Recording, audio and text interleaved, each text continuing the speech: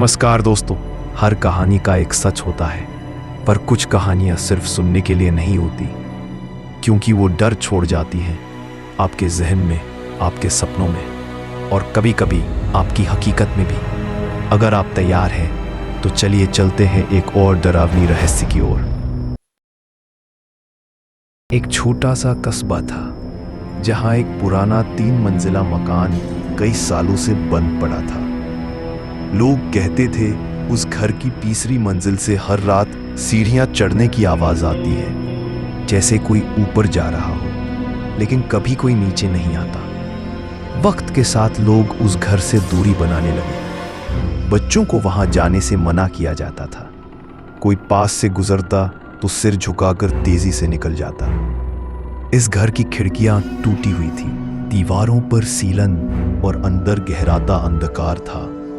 लेकिन सबसे अजीब बात यह थी, घर की घड़ी हमेशा रात 3-3 पर अटक जाती थी। एक दिन एक स्थानीय पत्रकार ने इस रहस्य की तह तक जाने की सोची।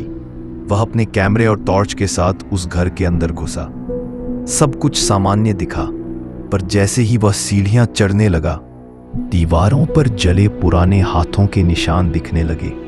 घर की पहली और दूसरी मंजिल पर सन्नाटा था, लेकिन जैसे ही वो तीसरी मंजिल पर पहुंचा, उसकी टॉर्च बंद हो गई। अचानक कमरे का तापमान गिर गया, सांसें जमने लगी।